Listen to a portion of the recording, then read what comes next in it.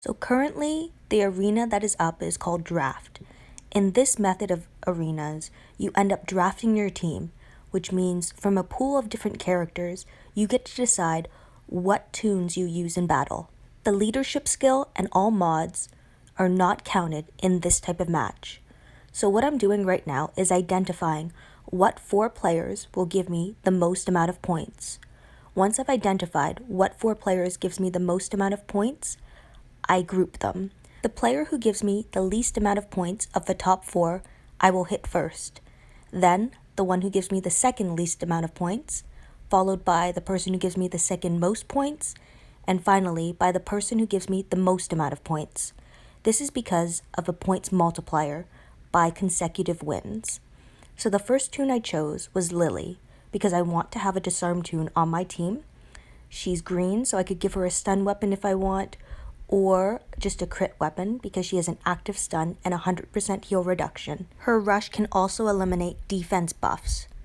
So on this next toon, it's a tough decision because obviously the doctor is very OP and one of a kind, but the governor, in my opinion, is also a very good toon. The toons on my radar here are the doctor, the governor, Raven, and Zac. The doctor because of his rush, the governor because of his rush and it being able to go off every turn, which is incredibly important. Slow, in my opinion, is very effective, especially in these types of matches where there's no leadership skill.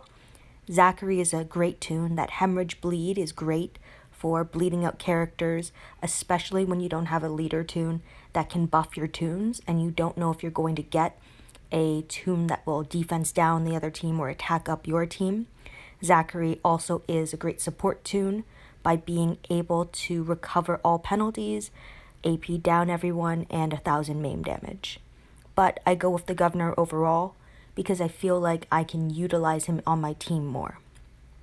So in this next round, I'm taking a look at Pete. I'm looking at Rick as well. Right now, I'm really focused on having a reviver on my team in case someone dies because I want to try and maximize myself out to 5 stars for the most amount of points as possible. I don't think Raven is a good choice because the governor already slows people down and I don't find elusive to be as effective. So at this point, I think I find Pete to be more effective than Rick. I lose out on the Guardian Shield, but Pete can revive with his rush again and again. So in this next round, I'm looking at Xander because he's a command toon and I find command toons to be very useful. I'm also looking at Axel because of his power and his specialist skill by being beheading. If an enemy is under 20% HP, I can end up decapitating him or her. I think he's a very powerful toon, but I think I want someone who is a little more consistent and can apply some control. Michelle would be a good toon, except she doesn't have a specialist skill, only a leader skill. So I think I'll go with Zachary because I like his specialist skill, I like his active skill, and I think his rush can be very useful. So for the last toon to add to my squad, I first look at Human Shield Ajax, who typically would be a good choice, but his weapon is only reflect instead of stun. If it was stun, I might venture towards him just because I would be able to control my enemy a little more, and he has a nice rush. Michelle, again, the same issue as before. Mia is a very good choice because it's a pointed attack, so 2,500 maim damage to 1 toon. Carl I kind of skipped over because Pete kind of does Carl's job anyway. Michonne is decent because her confuse on her weapon can be quite effective, but she doesn't have any crit on her weapon, which means I won't disarm as often. So I go with Mia in the end because I can set her and Lily's weapon. So for Lily, I decide to go with a crit weapon because I need her to disarm rather than stun. She has an active stun, which I think will be effective along with Zach's active stun. Mia, I'm going to give her actually a stun gun with AP both ways. It's not perfect, so I do need to reset it or try again, but I think this will be very effective for my team. So the first team I end up fighting is the team that will give me the least amount of points. It's just, if you think about it, the points multiplier. If you end up getting the 1.2 bonus on the second least amount of points, the 1.4 on the second most, and then the 1.6 bonus on the most amount of points, you're going to be maximizing your points better. So what I really like about my team right now is that it has a lot of control, and then I'm using maim to kill the enemy. And what I like about maim is that it's unscaled damage, and because there are no mods, it's not like the other team can resist it. So if you have maim toons available to you, I would suggest using them, especially toons like Mia who have a pointed attack, which means that the 2500 maim damage affects a single toon. Zac affects all the toons, and that can be dangerous against, say, payback toons like Negan, only because without a leadership skill and without mods, Negan's HP might be quite a bit lower, meaning the 1000 maim damage could end up triggering payback. So you need to be aware of that. So as you see, I can kind of systematically go through the other team by having the governor constantly slowing down my opponent. I am able to prevent them from rushing and causing any real damage to my team. I use Mia in order to kill some toons very quickly because, again, without a leadership skill and without mods, toon's HP is quite a bit lower than before.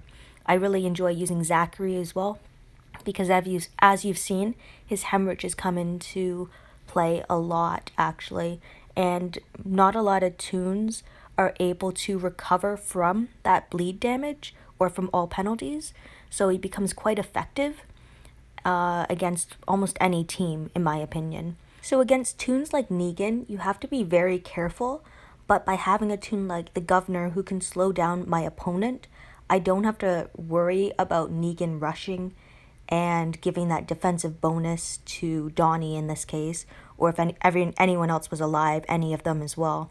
I was able to point attack Donnie with Mia, and the hemo bleed, was able to finish off Negan, which was great. The one thing I would like for my team to have would be a decapitation toon, so that the toons that I kill end up staying down.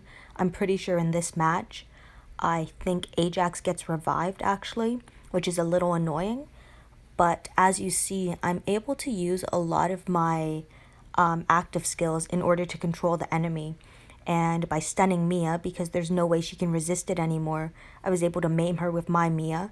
And then I used the governor's rush on Pete in order to keep the AP of the rest of the team down so that they can't just keep reviving and bringing toons back.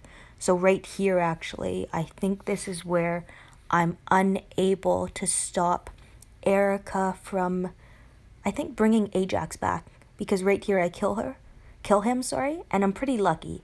If Erica had brought back Mia, that could have been issues for me because Mia would have rushed probably, and if she had targeted Pete, for instance, or my Mia, I would have been down a reviver and a bit of control. So I got a bit lucky there. As you see, there's hemo bleed applied to a couple different toons. And just something I just noticed now, actually, when I was looking through my video, after my second attack, I actually won myself an arena ticket. So that's quite surprising. So after all of that, somehow I'm in first for this, and it's really just RNG luck. If I hadn't had those 4 people in my pool of people to pick, I guess, teams to attack, and if I hadn't gotten perfect on all of those attacks, or if I didn't attack in the correct order, I would definitely not be in first. I expect myself to be knocked out of first tomorrow, but I think I might be able to get a ring out of this. But it's very difficult to tell because if there's multiple people who end up scoring at least 9,000 points in their last attack, anything could happen. Thank you again for watching and listening to my video.